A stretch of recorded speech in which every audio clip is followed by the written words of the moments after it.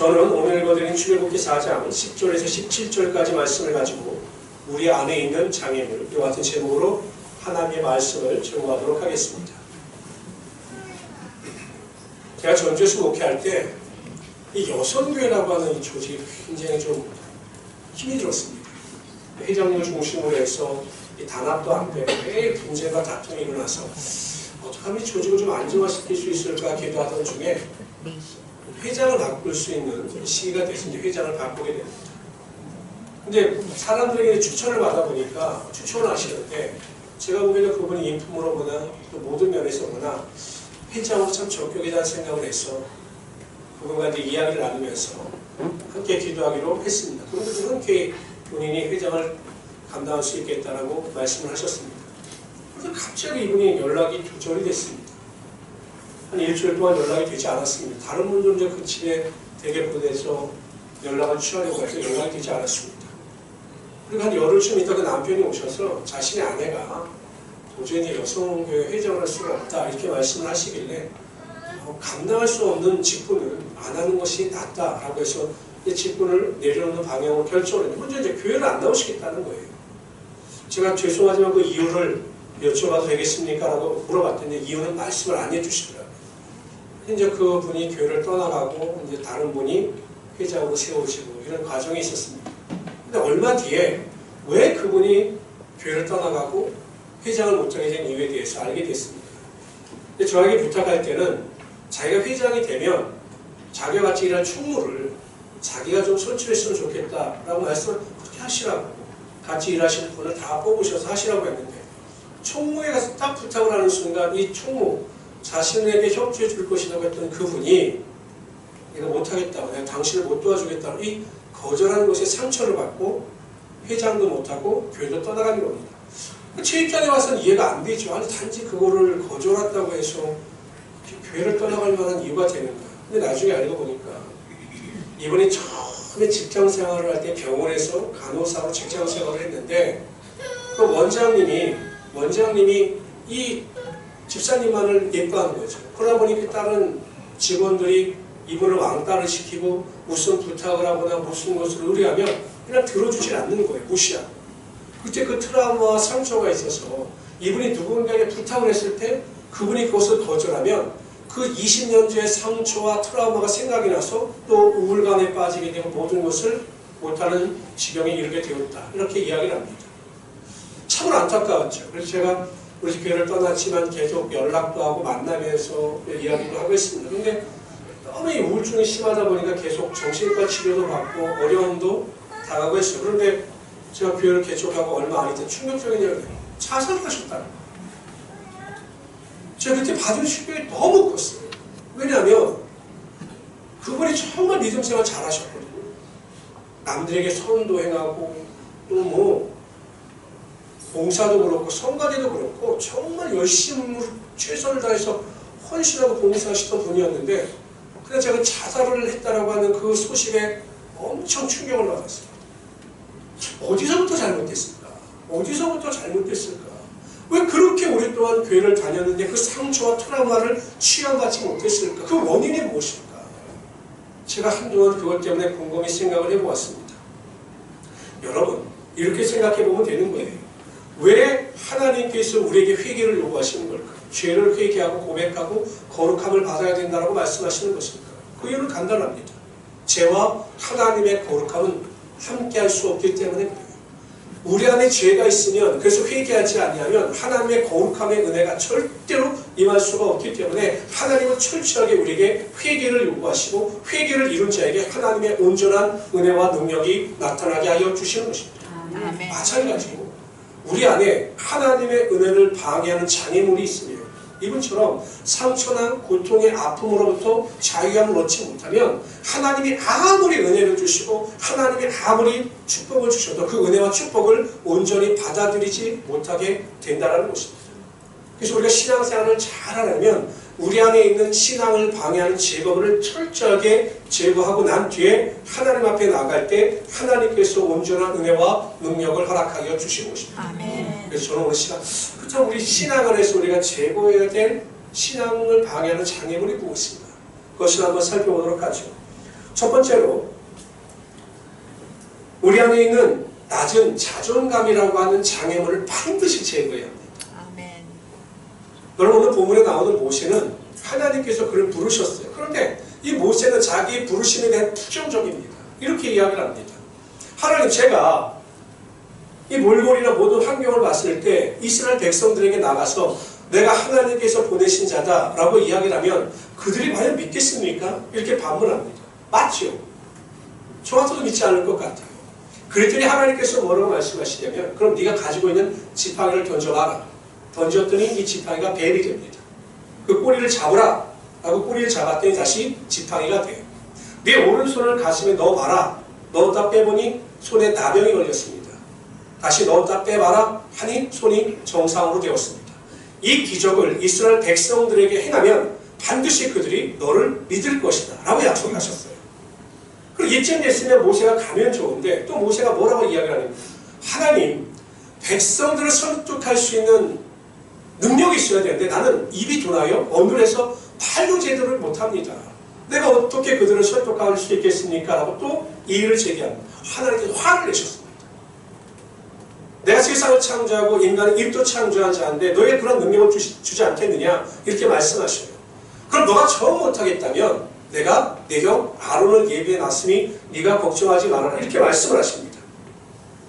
근데 여러분, 과연 모세가 자신의 고백대로 이렇게 형편없는 사람이었느냐라는 거예요. 정말로 능력도 없고 무능한 자였느냐라는 것입니다.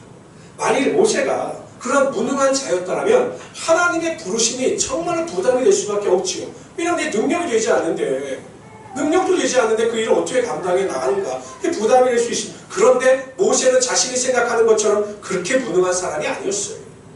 사도행전 7장에 보면 스데반이 산헤드린 공회에서 이스라엘 민족의 역사와 하나님의 구원하심과 유대인들의 죄에 대해서 막 설교를 합니다. 그때 이 스데반이 모세에 대하여 뭐라고 이야기를 하냐면 이렇게 이야기를 해요. 다 같이 읽어봅시다. 시작. 그때 모세가 났는데 하나님 도시기 아름다운지라 그의 아버지의 집에서 석 달 동안 걸리더니 버려진 후에 자기 아들로 기름해 모세가 모세가 모든 지혜를 배워 그의 말과 하는 행동들이 능했다라고 이야기합니다. 모세는 무능한 사람이 아니었어요.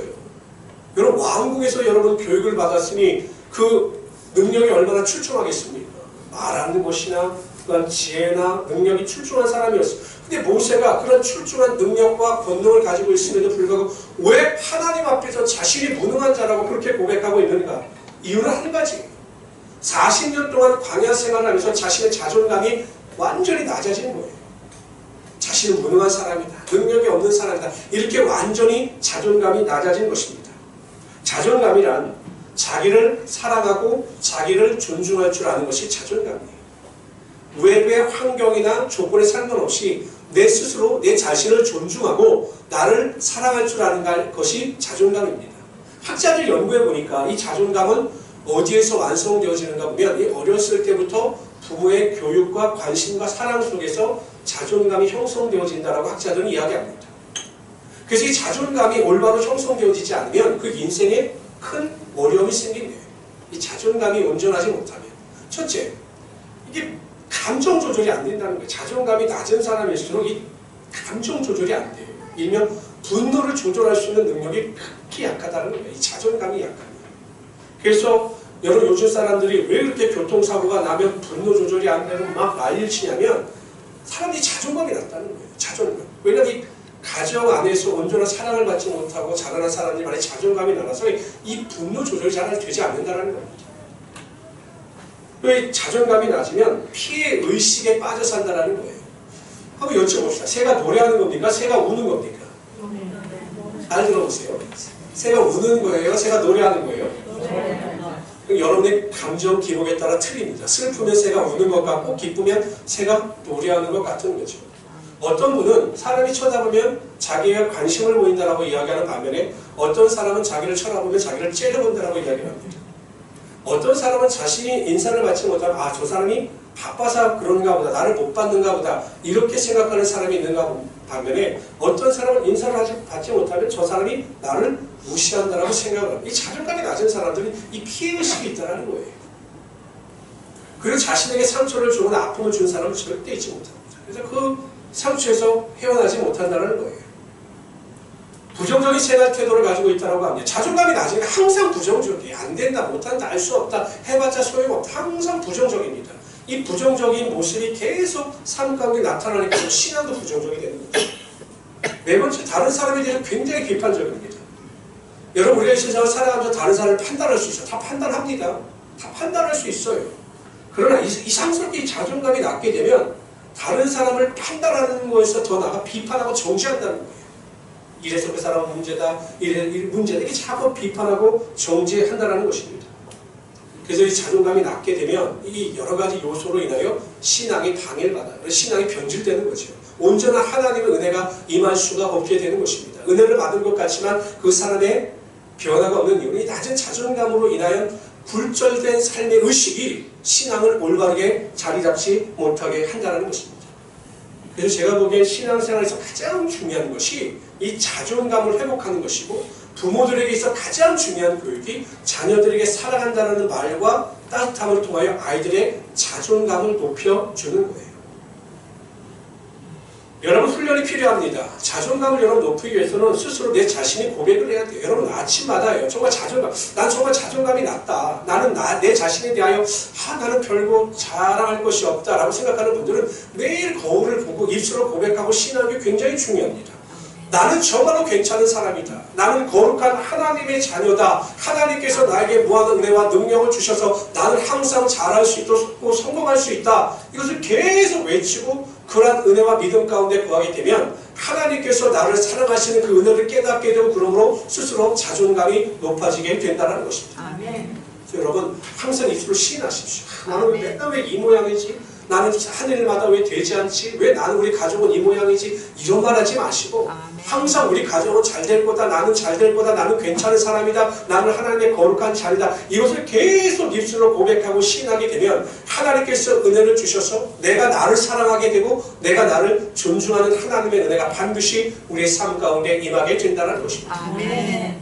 뿐만 아니라 나에게 상처를 준 사람이 있으면 그 사람을 용서할 수 있도록 노력해야 하는 것입니다.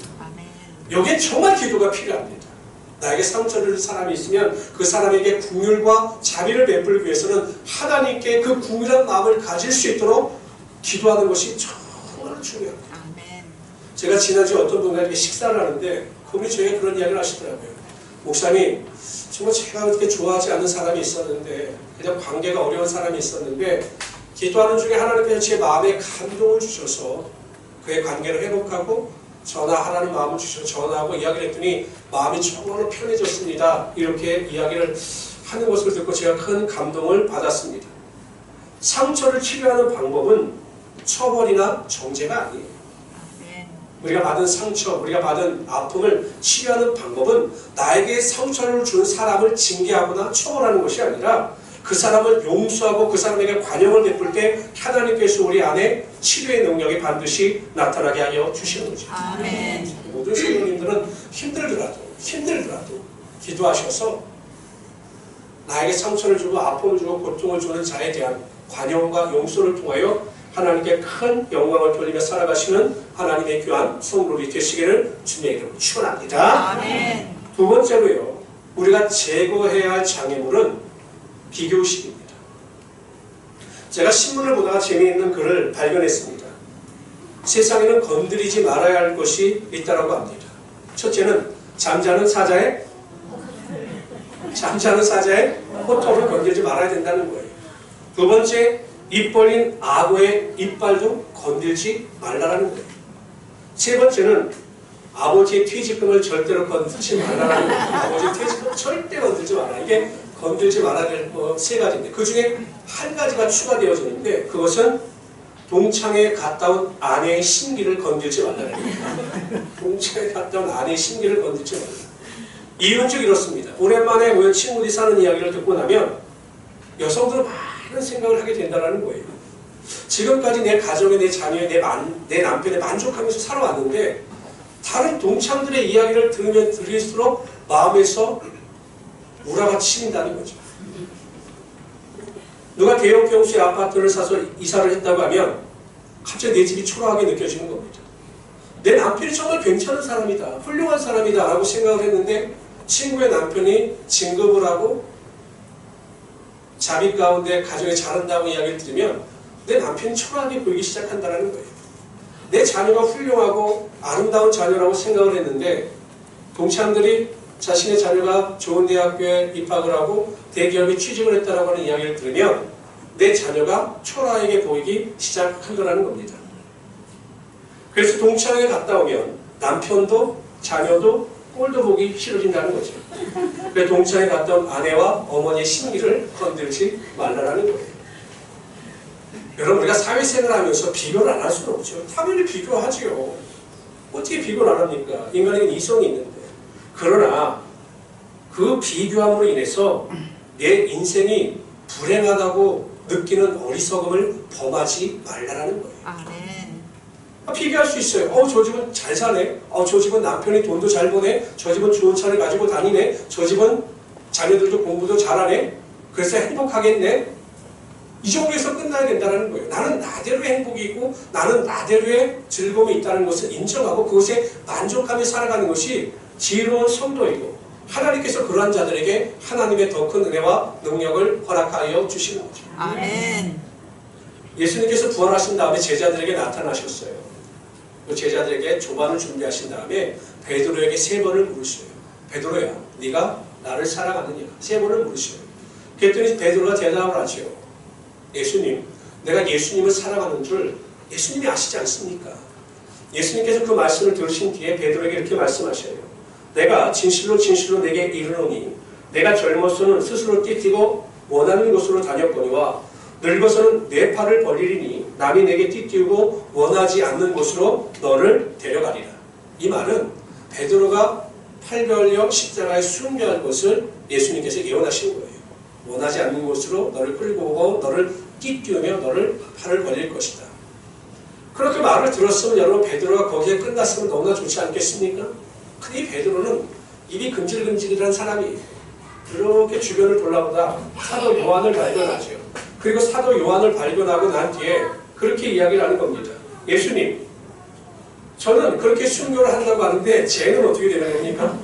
사도 요한은 어떻게 되는 겁니까? 라고 물었습니다. 그랬더니 예수님께서 이렇게 말씀하셔요. 내가 올 때까지 그를 머물게 하고자 할지라도, 즉 내가 다시 재림한 때까지 사도 요한은 순교를 당하지 않고 살아있는다 할지라도 네가 무슨 상관이냐 이렇게 말씀하셔요.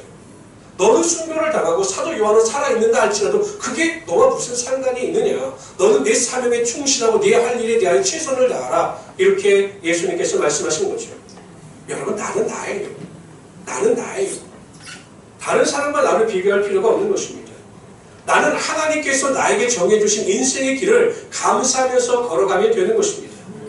기차는 선로를 다닐 때 안전한 것이고 자동차는 도로를 달릴 때 안전하듯이 우리는 하나님께서 인도하시는 그 인생을 걸어갈 때 안전하고 그 안에서 참된 행복을 누릴 수 있어야 하는 것입니다. 자꾸 내 인생의 길을 걸어가면서 앞뒤 좌우를 살피고 뒤를 돌아보면 결국 사고밖에 더 나겠습니까? 나에게 주신 그대로 감사하고 그 안에서 행복을 추구하며 나갈 때 하나님께서 우리에게 하루하루를 살아가더라도 참된 기쁨과 만족을 허락하여 주시는 것이고 어떤 환경 가운데 있다 할지라도 원망과 불평이 아니라 감사함으로 우리의 인생을 천국으로 만들며 살아갈 수 있게 하여 주시는 거죠. 저는 우리 모든 성도님들이 절대로 남과 비교하지 마십시오.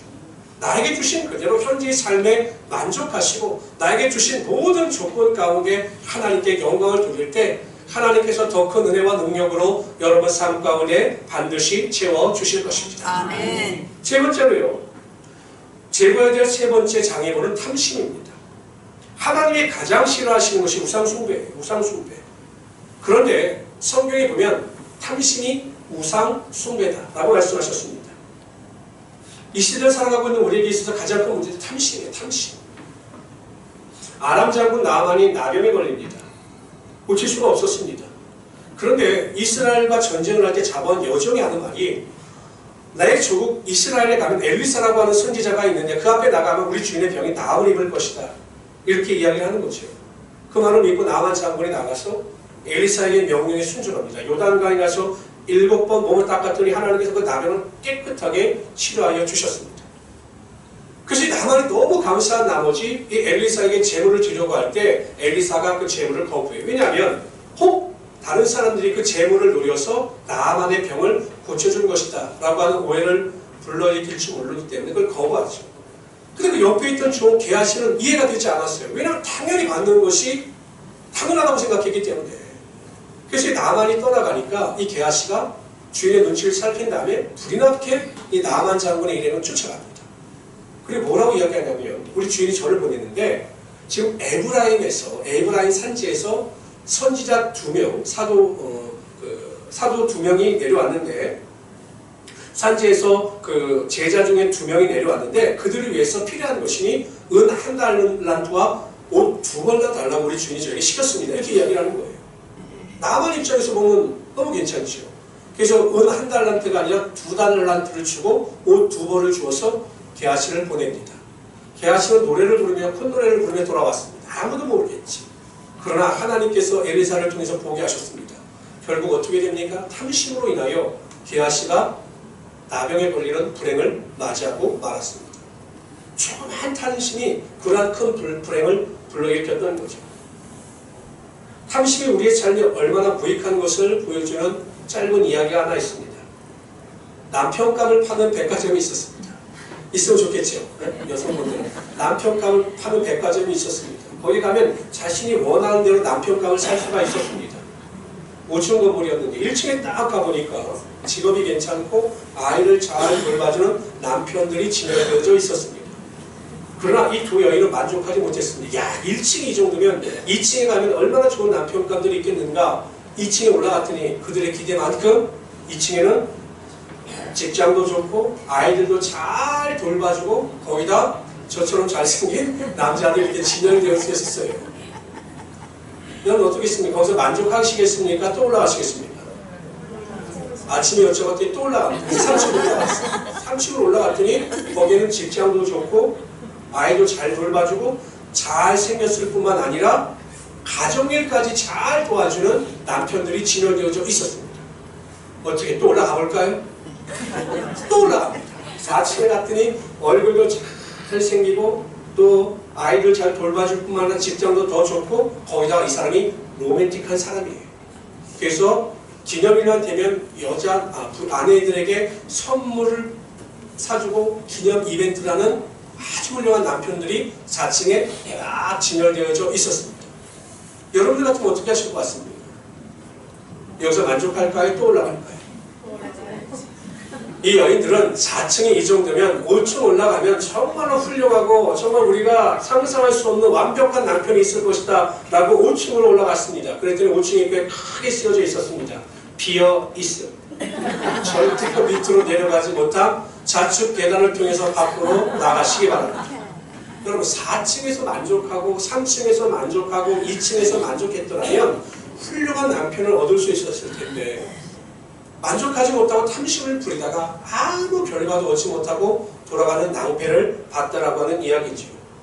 여러분 우리의 삶의 탐심은 백해 무익합니다. 오히려 이 탐심으로 인하여 우리가 믿음에서 멀어지고 우리가 하나님 앞에서 큰 죄를 범하는 결과를 범할 수도 있다라고 성경은 이야기합니다. 다 같이 한번 읽어봅시다. 시작. 오직 각 사람이 시험을 받는 것은 자기 욕심에 끌려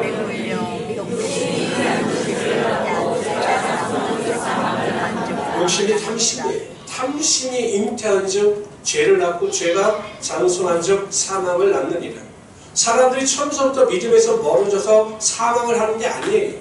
죄를 짓는 게 아닙니다. 가장 먼저 거치는 단계의 탐심이에요. 탐심의 단계를 거쳐 죄의 자리로 나가고 이 죄의 자리에서 멀어지지 않게 되면 결국 사망을 거두게 된다는 것이죠. 저는 우리 모든 성도님들이 이 탐심이 아니라 하루하루 삶 가운데 자신에게 주어진 모든 일을 자족하고 만족하면서 살아가는 자들이 되시기를 바랍니다. 성경은 이렇게 말씀하십니다. 다 같이 읽어봅시다. 시작. 그러나 자족하는 마음이 있으면 경건은 큰 이익이 되느니라. 자족할 때 우리의 경건 생활에 유익이 된다는 것입니다. 그래 더 놀라고 감사한 사실은 하나님은 자족하고 만족하는 자들에게 하나님의 놀라운 권세와 능력이 반드시 나타나게 하여 주시겠다라고 약속을 하셨습니다. 히브리서에 보면 이렇게 말씀하십니다. 읽어봅시다. 시작. 돈을 사랑하지 말고 그가 친히 말씀하시기를 내가 결코 보십시오. 만족하는 자에게 너희를 떠나지 아니하고 버리지 아니하리라. 이렇게 약속을 하셨습니다. 뿐만 아니라 6절 읽어봅시다. 시작. 그러므로 우리가 담대히 하나님의 주는 나는 분이시니 영에서 하지 않으겠다. 보십시오. 하나님은 반드시 우리를 도와주시는 거예요. 자족하고 만족하는 자에게 하나님의 도우심과 하나님의 능력은 반드시 나타나게 되는 것입니다. 여러분, 우리가 이 시대를 살아갈 때 잘 분별해야 합니다. 사람들은요, 탐심의 길을 걸어가고 있으면서 내가 탐심의 길을 걸어가고 있는지조차 모를 때가 굉장히 많아요.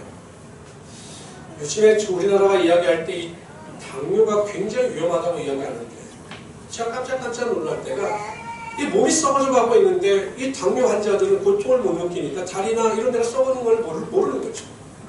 우리가 탐심의 길을 걸어가고 있어요. 내가 직장에서나 가정에서나 여러 가지 일에 내가 탐심으로 인하여 하나님 안에서 믿음에서 멀어지고 있음에도 불구하고 그것을 제대로 깨닫지 못하는 사람들이 너무나 많다는 것입니다.